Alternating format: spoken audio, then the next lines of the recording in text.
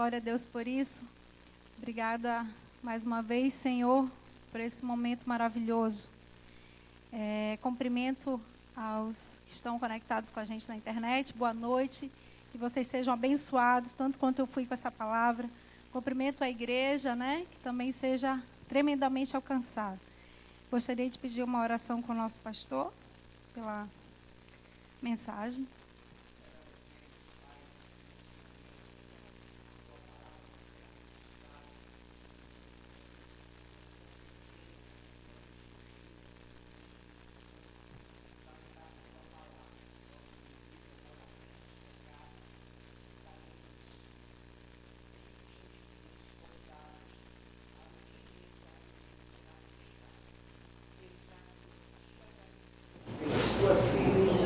Em nome de Jesus. Amém. Amém. Essa música agora, ficou na minha mente. Minha vida eu dou. Muito forte, Dá a sua vida a alguém. Dá a sua vida, não é uma parte, é a sua vida. Tenho certeza que quantos estão dispostos a dar a sua vida ao Senhor? Com certeza, igreja? Amém. Vamos abrir em Gênesis 6, e vamos ler um pouquinho aqui em Gênesis 6. Vocês vão acompanhando, porque eu vou pular alguns versículos, aí eu vou sempre falando, 5, 6, 7, amém? Depois vamos para Gênesis 7. Vamos ler essa aqui, fazendo analogia com nossos dias atuais, amém? Gênesis 6, 5. Viu o Senhor que a maldade do homem se havia multiplicado na terra e que era continuamente mal todo o desígnio do seu coração. 6. Então se arrependeu o Senhor de ter feito o homem na terra, e isso lhe pesou no coração. Disse o Senhor: farei desaparecer da face da terra o homem que criei, o homem e o animal, os répteis, as aves do céu, porque me arrependo de os haver feito. Porém Noé achou graça diante do Senhor. Eis a história de Noé. Noé era um homem justo e íntegro entre os seus contemporâneos. Noé andava com Deus. Vamos pular para o 13. Então disse Deus a Noé: resolvi dar cabo de toda a carne, porque a terra está cheia da violência dos homens. Eis que os farei perecer juntamente com a terra.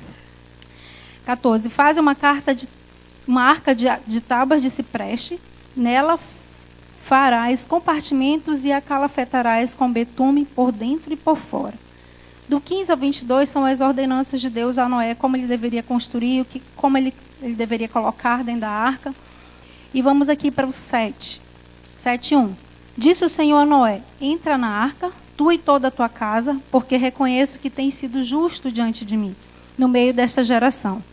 4. Porque daqui a 7 dias farei chover sobre a terra durante 40 dias e 40 noites. E da superfície da terra exterminarei todos os seres que fiz. 7. Por causa das águas do dilúvio entrou Noé na arca, ele com seus filhos, sua mulher e as mulheres de seus filhos. 11. No ano 600 da vida de Noé, aos 17 dias, no segundo mês, nesse dia romperam-se todas as fontes do grande abismo e as comportas do céu se abriram. E houve copiosa chuva sobre a terra durante 40 dias e 40 noites. Nesse mesmo dia entraram na arca Noé, seus filhos, Sem, Cã e Jafé, sua mulher e as mulheres de seus filhos. 15. De toda a carne em que havia fôlego de vida, entraram de 2 em 2 na arca. Eram macho e fêmea, os que entraram de toda a carne, como Deus já havia ordenado. E o Senhor fechou a porta após ele. Todos conhecem, Aqui o contexto de Noé, essa história, que o Senhor era a corrupção do ser humano, tamanha, e Deus veio com o julgamento da terra, Aqui dentro desse contexto histórico, fala da corrupção do homem, o julgamento da terra, a preservação da vida de Noé através da arca, por meio da arca, e a aliança que Deus fez com Noé. Quando nós lemos aqui, falar de algumas circunstâncias, quero frisar aqui o versículo 6:5. Então se arrependeu o Senhor. Viu o Senhor que a maldade do homem se havia multiplicado na terra e que era continuamente mal todo o desígnio do seu coração. Irmãos, a gente vê no dia de hoje, nós vivemos os dias de Noé, diz a palavra do Senhor, né? Aquele tempo, Noé era o único justo em toda a terra. Né? Ele vivia no meio de uma impiedade. Grande impiedade estava naquele momento, naquele tempo de Noé. Indiferença com Deus, com a moralidade, os princípios do Senhor. É uma semelhança tremenda com os dias atuais. Isso que eu quero voltar para vocês. Que fiquem bem na mente essa parte aqui. Era continuamente mal todo o desígnio do seu coração. A terra estava corrompida à vista de Deus e cheia de violência. Viu Deus a terra e eis que estava corrompida, porque todo ser vivente havia corrompido o seu caminho na terra. Noé era o remanescente fiel, salvo por meio da arca, preservação de Deus. Eu gostaria de finalizar essa parte aqui introdutória, que o pastor lê esse 7, 16, a parte C, pastor, do versículo. Isso. E o Senhor fechou a porta após ele. Amém. E o Senhor fechou a porta após ele, após ter cumprido a arca, a família de Noé dentro, sendo preservada daquele julgamento que estava acontecendo naquele momento, né? E quem fechou a porta, igreja? Senhor, né? Guardamos isso no nosso coração. O Senhor fechou a porta. Vamos agora para um outro contexto, Marcos 10, 17. Parece que vai fugir um pouco. Vamos entrar aqui no foco da nossa mensagem, da nossa reflexão. Gostaria de falar sobre prioridades da vida. Marcos 10, 17, 22, narra a história do jovem rico que se encontrou com Jesus. Eu vou ler rapidamente. E pondo-se Jesus a caminho, correu um homem ao seu encontro, ajoelhando-se, perguntou: Bom mestre, que farei para herdar a vida eterna? Respondeu-lhe Jesus: Por que me chamas bom? Ninguém é bom senão um que é Deus. Sabes os mandamentos: não matarás, não adulterarás, não furtarás, não dirás falso testemunho, não defraudarás ninguém, honra teu pai e tua mãe. Então ele respondeu: Mestre, tudo isso tenho observado desde a minha juventude. E Jesus, fitando, o amou e disse: Só uma coisa te falta. Vai, vende tudo o que tens, dá aos pobres, e terás um tesouro no céu. Então vem e segue-me. Ele, porém, contrariado com esta palavra, retirou-se triste, porque era dono de muitas propriedades. Deus falou muito comigo aqui nessa história, na narração desse jovem, que contristou-se muito depois que se encontrou com Jesus, né? E eu analisando, né, minha vida, esse tempo, a juventude e a riqueza são duas ambições que todo ser humano cobiça. Nossa carne, nossa natureza humana, né, cobiça viver ao nosso modo, viver tudo de bom que esse mundo tem a oferecer, né? Por isso que eu perguntei assim: quem está disposto a dar a sua vida? Jesus, quando pediu, né, desse jovem, vende tudo que tens, o Senhor pediu a vida dele, né? Com certeza ele estava ali montado, o coração dele estava em tudo que ele tinha. É surpreendente ler de um jovem, vou ler algumas coisas aqui, que eu relatei sobre esse encontro com Jesus desse jovem. É surpreendente ler de um jovem rico que conheceu Jesus e saiu triste depois do encontro. Jesus estava nas últimas semanas do seu ministério.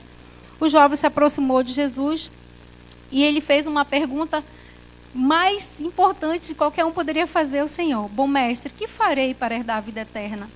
Podemos ver que Jesus começou com as 10 primeiras, com o que ele já sabia. Ele conhecia a palavra, que foi os 10 mandamentos, né, que o Senhor tinha dado ao povo de Israel.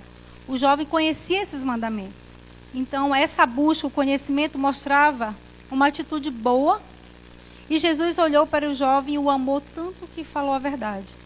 Jesus viu que o problema do jovem não foi uma questão de obediência, visível aos mandamentos, a uma regra, e sim a questão das prioridades da vida. Jesus falou para ele vender todos os seus bens e dar aos pobres o dinheiro. Assim ele poderia seguir o mestre.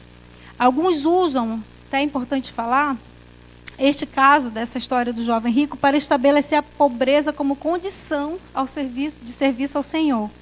Essa aplicação é errada. Nós conhecemos e encontramos fiéis a Deus e ainda ricos materialmente. A questão não está no dinheiro. O amor ao dinheiro é a raiz de todos os males. Não era a questão aqui. O dinheiro não é necessariamente problema. Qualquer coisa que ocupa o espaço no nosso coração que impede o domínio total do Senhor, esse é o problema. Na verdade, esse jovem amou mais a sua vida. Certamente tinha muitos projetos, era jovem, cheio de dinheiro, certamente planejava muitas coisas, não tinha muitos sonhos. Então, quando o Senhor disse, vai e vende tudo que tens, ele disse, meu Deus, não, com certeza ele não conhecia Deus na profundidade. Religiosidade existia no coração dele, conhecia a letra, a palavra. João 12, 25. Quem ama a sua vida, perde-a, mas aquele que odeia a sua vida neste mundo, preserva para a vida eterna. Então, irmãos, aqui vou entrar no foco da mensagem. Quero falar sobre ambição. Ambição é uma palavra forte, né? A ambição, normalmente, ela é remetida a riquezas, a bens, aquilo que se almeja, uma posição. E pergunta para o nosso coração hoje, né? Qual tem sido a nossa ambição de vida? Qual a nossa aspiração de vida? O que mais? Onde está voltado o nosso coração, os nossos anseios, os nossos desejos? Para onde está voltado? O que tem sido o teu anseio diário ao acordar? Que te mexe todos os dias e te motiva? Com o que nós temos gastado a nossa vida? Será que há em nós o espírito do jovem rico? Para refletirmos. Se há em nós a tristeza quando o Senhor nos indaga, larga isso e me dá a tua vida.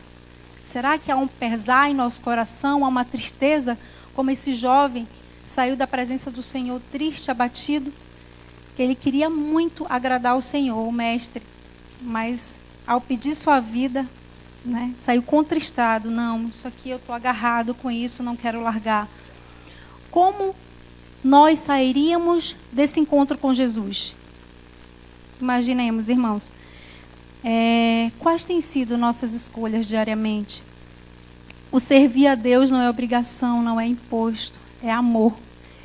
É amor. Quando entendemos, conhecemos a Deus, não se torna uma obrigação largar a nossa vida, nós oferecemos a nossa vida, nós dedicamos a nossa vida. O Senhor passa a ser a nossa maior missão. O Senhor passa a ser o centro, passa a ser o tudo. Se em nosso coração passa assim, esse sentimento como uma obrigação, como uma imposição de Deus, será que o jovem não se sentiu assim? Jesus estava impondo, vende? É porque ainda não conhecemos o Senhor como deveríamos conhecer, né? Vivemos em tempos onde onde se prioriza muito as coisas materiais, muito o ter, muito as posições, né? Muito o fazer diferença, o ser notado. Nós vivemos nesse tempo. E é fácil de ver no nosso dia a dia, muitos de nós, falo crentes, que conhecem a palavra do Senhor, correndo de um lado e de outro, tão ocupado com coisas que amontoamos para esse mundo somente, que não perpetua para a glória de Deus, que não perpetua eternamente. Então, assim, eu mesma, igreja, muitas vezes, o Senhor sempre ministrava meu coração, não te sobrecarrega com as coisas deste mundo, não fica demasiadamente preocupada. Então, eu custei a entender isso lá atrás, assim, eu custei a entender que não adiantava estar correndo atrás das coisas. Eu imaginava assim, uma vida profissional, eu tenho que correr atrás disso, atrás daquilo. Quando a gente entende que só precisamos conhecer a Deus, nos arremeter a Ele, buscar, se esforçar a buscar Ele, Ele é o nosso tudo, Ele acrescenta todas as coisas. Ele muda os nossos valores, Ele muda a nossa visão. Eu quero ler uma palavra aqui, Lucas 21, 34, 35, o irmão querendo abrir, eu vou ler aqui.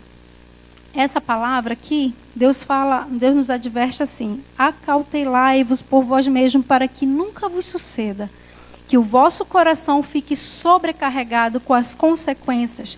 Ele fala da orgia, da embriaguez. Eu quero pegar essa parte aqui. Acautelai-vos por vós mesmos, para que nunca vos suceda que o vosso coração fique sobrecarregado com as preocupações deste mundo, e para que aquele dia não venha sobre vós repentinamente como um laço. Nós não somos aqueles que vivem em orgia, que vivem em embriaguez, né? Mas temos a tendência em nos preocuparmos demasiadamente com a vida. O que é que meu filho vai ser? O que é que eu vou ser? O que é que eu tenho que conquistar isso ou aquilo?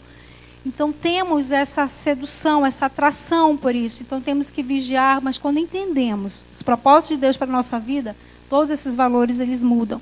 Então acautelai-vos, igreja. Um alerta para todos nós, igreja, o tempo urge, eu coloquei aqui. Estamos na última geração, estamos como na época de Noé. Imagina aquela época quase se fechando a porta. Noé terminando, concluindo a arca. Nós estamos nessa época. Eu creio. A nossa maior ambição, anseio deve ser conhecer a Deus e seus propósitos para a nossa vida. A nossa prioridade deve ser conhecer a Deus. No retiro, teve muitas coisas assim impactantes. Deus tratou muito com a gente ali, mas teve algo assim que sacudiu meu coração. Uma frase, uma palavra assim que, meu Deus, o Senhor assim foi tremendo através da vida do pastor Gabriel. Ele estava ministrando para a igreja. Sabe o que Deus quer te dar aqui hoje, igreja, nesse momento? Sabe o que Deus reuniu aqui? Sabe o que Ele quer te dar? Ele mesmo. Isso foi tão profundo. Ele mesmo, Deus quer se dar. Quantos querem Deus? Né? Então, assim, qual tem sido a nossa ambição, o nosso anseio? Quanto temos investido em conhecer a Deus? Haverá fé na terra quando o Senhor voltar? Diz a palavra do Senhor. Essa palavra eu reflito sobre ela, eu acho muito triste. Eu fico imaginando assim, Jesus falando assim,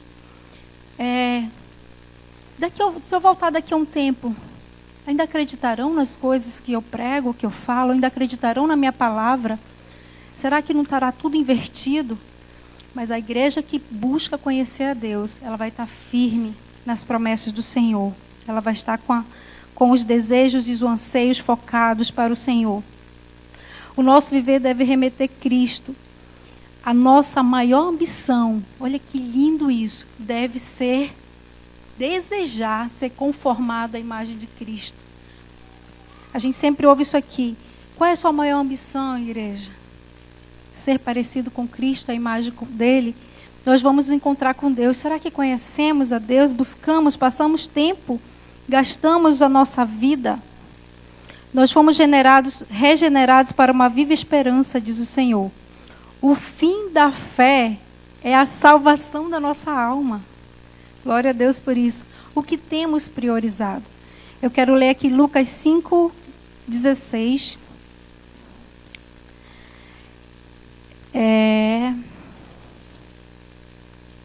Quem quiser abrir.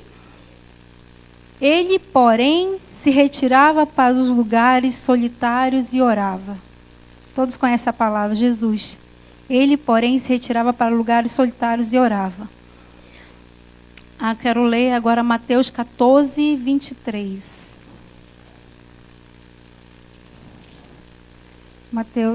Jesus se retirava para um lugar solitário e orava. 14:23. E despedidas as multidões, subiu ao monte a fim de orar sozinho, e caindo a tarde, lá estava ele só. Por que Jesus se retirava tanto para orar? Ele era filho de Deus. Por que ele precisava tanto orar? Isso é muito lindo, porque simplesmente ele amava. Ele o amava, ele amava Deus. Então, a maior anseio de Jesus era estar na presença de Deus. Ele não fazia nada por ele mesmo. Ele ouvia o que o Pai dizia. Qual tem sido o nosso anseio? É impressionante aqui em Lucas 6, 12 e 13, que fala que Jesus passou a noite inteira orando, para que no outro dia ele fosse escolher os homens que haviam de trabalhar com eles, os 12 discípulos. Imagina assim, Jesus passou a noite inteira, né? Quantos de nós temos passado tempo com Deus, gastado tempo com Deus, conhecendo a Deus, para tomarmos decisões. Deixa eu me achar aqui. Quanto tempo passamos na sua presença para discernir a sua voz, discernir o que Deus quer para nossas vidas, através de nós? Quanto tempo temos gastado? Temos priorizado isso, em conhecer Deus, que é o nosso maior valor? A nossa ambição tem que ser Ele nessa vida, nessa terra. Como vamos pregar o Evangelho com poder se priorizarmos tantas coisas e não a Deus? Cadê os Noés dessa geração? Com certeza Noé, eu acredito que tinha muitas tarefas. Era um governador de uma família. Mas não deixava de construir a sua arca. O meio da sua salvação. Não deixava ali de se focar ao Senhor. Com certeza trabalhava, buscava seus afazeres. Mas o seu coração estava ali. Irmãos, a igreja é bem doutrinada. O pastor, a liderança sempre prega aqui. Trabalhe, trabalhe, trabalhe. Prospere, cresça. Mas o coração tem que estar no Senhor, ardendo, latejando pelo Senhor. Esteja no trabalho, mas com o coração, Senhor. Amontoe para o Senhor, amontoe para o reino, para a casa de Deus, amontoe para o Senhor, para a obra do Senhor na terra. Não amontoe para você, para a sua vida. Não sejamos como o jovem rico. Não existe forma de você aprender a praticar a presença de Deus. Eu custei a entender isso, irmão, misericórdia. Eu achava que tinha uma fórmula, eu achava que tinha... se você passar tempo em oração com Ele, é isso. Essa é a forma de você aprender a praticar a presença de Deus. Se separando, se retirando. Às vezes, tem muito barulho ao nosso redor. Precisamos nos retirar como Jesus se retirava. Ele não se retirava por uma obrigação, porque eu tenho que ir lá para me saber o que eu tenho que fazer. Não, porque ele amava Deus, porque ele queria conhecer os propósitos de Deus, fazer de acordo com a vontade de Deus o que ele tinha que fazer aqui na terra. E ele sendo Deus, ele sendo filho de Deus. Quantos aqui têm paixão pelo avanço do reino? Quantos nossos corações tem sido nossa ambição, nosso anseio, o avanço do reino do Senhor? E é muito sério isso, irmãos. O reino não pode avançar pelo poder da nossa carne e nem pelo poder do nosso intelecto. Se não formos buscar e conhecer a Deus, não temos como fazer avançar o reino de Deus pela nossa força. Então é na presença do Senhor que nós encontramos essa força, esse poder, o poder do Senhor em nossas vidas. João 12:49, vou ler aqui rapidinho, vocês podem acompanhar. Porque eu não tenho falado por mim mesmo, mas o Pai que me enviou, esse me tem prescrito o que dizer e o que anunciar. Se nós formos à presença do Senhor, nós não vamos ter o poder da carne, nem o poder do nosso intelecto. Nós vamos saber o que Deus quer para nossas vidas e através de nós. Em João 5,30 diz, eu nada posso fazer de mim mesmo. Na forma, porque ouço, julgo, o meu juízo é justo, porque não procuro a minha própria vontade, e sim daquele que me enviou. Em João 14:10 diz, não creis que eu estou no Pai e que o Pai está em mim? As palavras que eu vos digo, não as digo por mim mesmo, mas o Pai, que permanece em mim, faz as suas obras. Jesus só fazia o que ouvia de Deus. Temos feito, temos ouvido de Deus? Será que temos gastado tempo em conhecer Deus? Essa é, irmãos, a nossa maior necessidade. Conhecer Deus. Conhecer Deus deve ser o nosso anseio. Noé certamente tinha seus afazeres, já falei sobre isso. O nosso meio de... Aqui quero falar. Mas não deixava de construir seu meio de salvação, a arca. O nosso meio de salvação é Jesus. Ele é a preservação providenciada por Deus para nossas vidas. Lindo isso. Jesus é a nossa preservação do juízo, da condenação eterna. Glória a Deus por isso. Viva, irmão, viva intensamente, mas priorize Jesus, priorize Deus, que Ele seja o nosso anseio. Priorize conhecê-lo, gaste tempo, recursos, força, empenhe-se em conhecer Deus. E tudo nos será acrescentado. Tudo, Deus sabe do que precisamos. Jovem, tem poucos mas canalize sua força e sua juventude para Deus. É difícil um jovem se dedicar para Deus, mas aquele jovem sábio, que sabe que precisa conhecer Deus, canaliza, gasta tempo com o Senhor, gasta sua juventude com Deus, nos propósitos de Deus. Mães que estão aqui, pego isso para a minha vida, dediquemos-nos em conformar os nossos filhos diariamente, sem cessar, à imagem e semelhança de Cristo. Tenho feito isso, irmãos, não é fácil, é difícil, mas buscando a Deus, Ele nos instrui, Ele nos dá as chaves do coração dos nossos filhos. Eu creio nessa promessa e eu verei. Pai, conquiste, governadores da sua casa, conquiste a sua parte justa para a sua família, aquilo que a sua família precisa, mas amontoe para o reino de Deus, amontoe para o reino do Senhor. Não corramos atrás de títulos, de méritos, de posições que não sejam esses os nossos anseios jamais no coração, mas que seja entronizado a vontade de conhecer a Deus dia a dia. Fora da igreja, todo o espírito do jovem rico. Fora da igreja do Senhor. Que jamais esse espírito permeie no nosso coração. De querermos viver a nossa vida. Que nós possamos entregar a Deus. Não esperemos circunstâncias favoráveis para buscar Deus e cumprir seus propósitos. Alguns disseram para Jesus: deixa eu primeiro despedir da minha família. Deixa eu primeiro enterrar o meu morto. Não esperemos circunstâncias favoráveis, irmãos, não existe. Prossigamos em conhecer a Deus. O tempo urge, o tempo da igreja na terra está acabando. Estamos vivendo como nos dias de Noé, tempos de altíssima impiedade. A porta da graça está se fechando. E qual tem sido nossa prioridade? Bato de novo. O que estamos ambicionando nesses últimos segundos que estão para fechar a porta? Mateus 24, 37 e 39 diz assim: pois assim como foi nos dias de Noé, também será a vinda do Filho do Homem. Porquanto assim como nos dias anteriores ao dilúvio, comiam e bebiam, casavam-se e davam em casamento, até o dia em que Noé entrou na arca, e não o perceberam, senão quando veio o dilúvio e os levou a todos. Assim será também a vinda do Filho do Homem. Lucas 17, 20 e 27. Interrogado pelos fariseus sobre quando viria o reino de Deus, Jesus respondeu: não vem o reino de Deus com visível aparência, nem dirão, ei-lo aqui ou lá está, porque o reino de Deus está dentro de vós. A seguir dirigiu seus discípulos: virá o tempo em que desejarás ver um dos dias do Filho do Homem, e não o vereis. E vos dirão, ei-lo aqui ou lá está. Não varde nem os cigais, porque assim como o relâmpago fuzilando brilha de uma outra extremidade do céu, assim será no seu dia o Filho do Homem. Mas importa que primeiro ele padeça muitas coisas e seja rejeitado por esta geração. Assim como foi nos dias de Noé, será também nos dias do Filho do Homem. Comiam, bebiam, casavam-se, davam-se em casamento. Essa palavra é muito conhecida nossa. Estamos nos dias de Noé. Quem fechou a porta da arca, que eu perguntei lá no começo? O Senhor, né, igreja?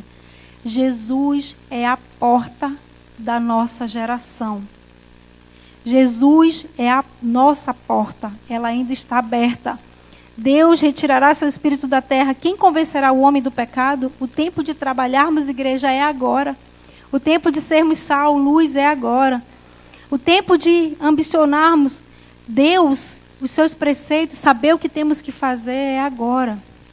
Priorizarmos Deus. A porta da graça se fechará como nos dias de Noé. Noé foi fiel em cumprir seu propósito no meio da impiedade.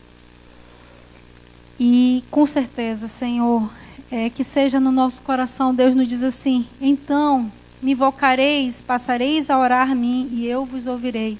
Buscar-me-eis e me achareis quando me buscar de todo o vosso coração. Prossigamos em conhecer Deus, porque a porta o Senhor está para fechar. Né? Estamos nos últimos segundos, conhecemos bem essa palavra, conhecemos bem o tempo, tudo que Deus tem feito, né, se cumprindo, nós temos visto no dia a dia. Então, irmãos, estejamos atentos, estejamos igreja que prioriza conhecer Deus, que Ele seja nosso maior anseio, que Ele seja o nosso maior desejo, que o nosso coração esteja fincados nos seus propósitos. Prossigamos em conhecer a Deus. Ele, como o pastor Gabriel falou, Ele quer se dar para nós. Então, que esse sentimento permeie todos os dias em nosso coração. Em nome de Jesus, que seja assim em nossas vidas, que nós possamos priorizar. A prioridade da nossa vida seja o reino do Senhor. Em nome de Jesus. Essa foi a mensagem. Gostaria que o pastor orasse. Amém.